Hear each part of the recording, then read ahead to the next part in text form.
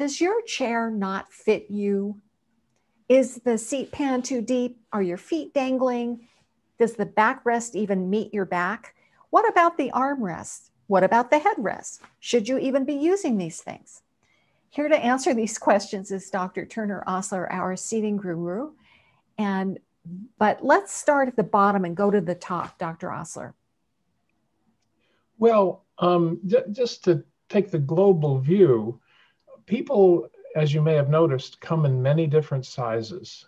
And the idea that one chair will fit every person is demonstrably false. That just isn't true. Now, chair manufacturers find this inconvenient, so they've developed chairs that have any number of adjustments in order to try and make the chair accommodate more body sizes.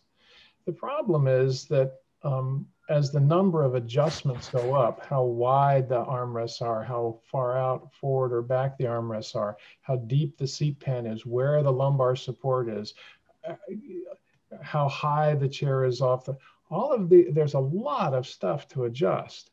And when it's been studied by researchers who, provided people with chairs with a lot of adjustments and then came back a year later, they discovered none of the adjustments had been adjusted. For, I think, a couple of reasons. One is that it's not clear to people what the correct adjustment might be. And I guess they're reasonably afraid of making things worse.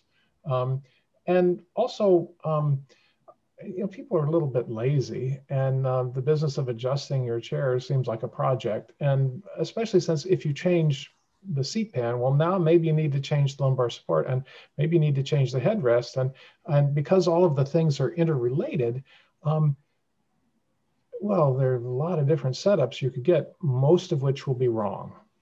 And I would like to add, a lot of those adjustments are really hard.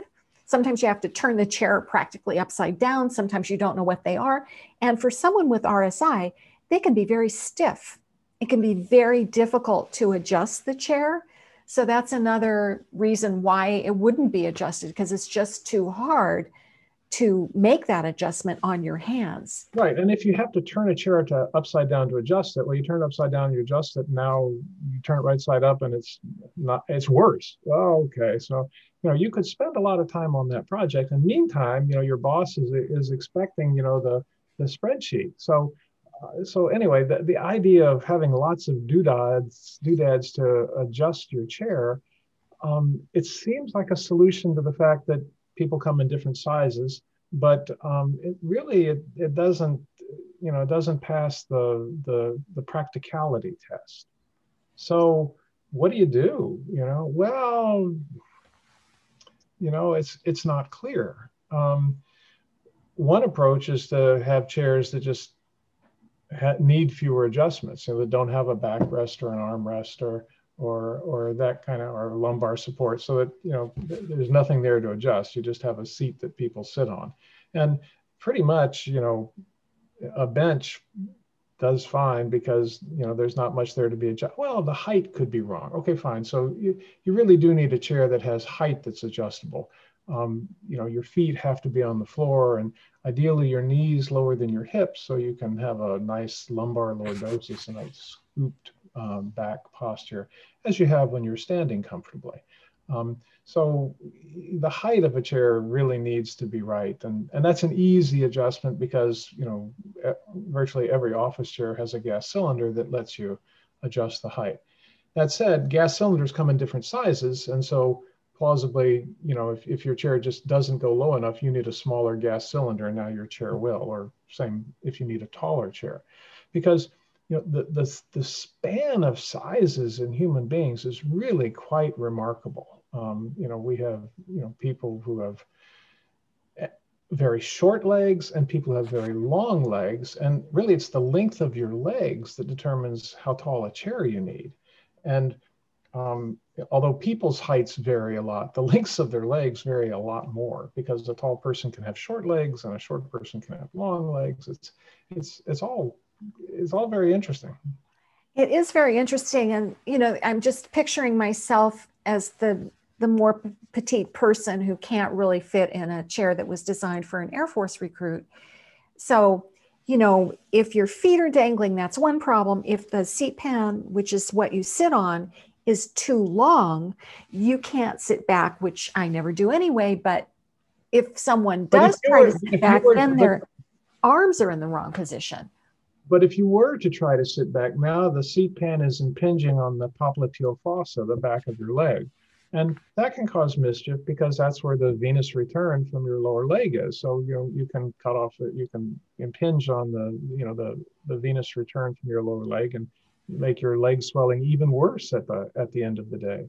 So the idea of having a chair that fits you seems like the most basic thing that you would provide a knowledge worker.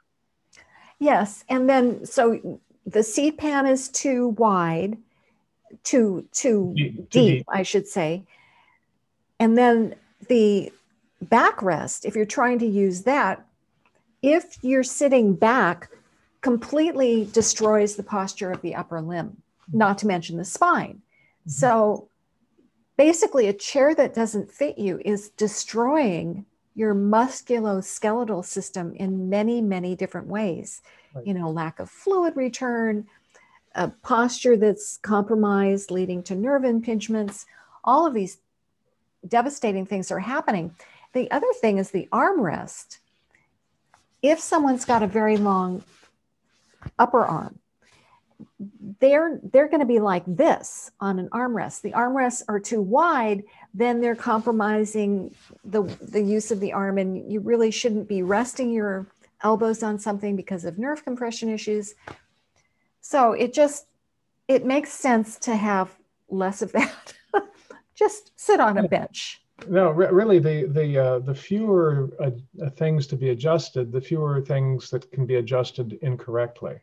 And really, the human body is pretty good about adjusting itself from within, right? We have this remarkable internal ergonomics. We have this skeleton that wants to get itself organized in gravity. And once your skeleton is organized in gravity and you give your sitting bones, a surface to rest upon, then, the rest of your body can work it out. Yes. Well, thank you for explaining all the problems with seating. It's just endless. And I think, the main message here is to sit as little as possible. That would probably be very good advice for most people. I said as little as possible for as short intervals as you can possibly arrange, because the more often you get up, the less impact sitting has on your fundamental serum biochemistry.